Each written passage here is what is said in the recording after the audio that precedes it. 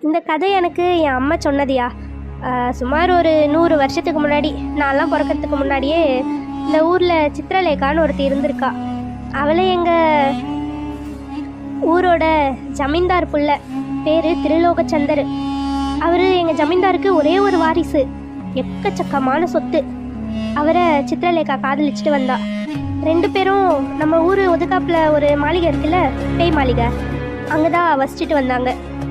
2 பேரும் கல்யாணம் பண்ணிக்கல, ஆனால் அதே மாளிகையில் தான் 2 பேரும் இருந்தாங்க. சித்திரலேகா அங்கே இருப்பா. அப்பப்போ திருலோக ஐயா போய் பார்த்துட்டு வருவார். இப்படியே போயிட்டு இருந்தப்போ ஒரு நாள் திருலோகச்சந்தர் ஐயாவோட அப்பாவுக்கு இந்த விஷயம் தெரிய வந்தது.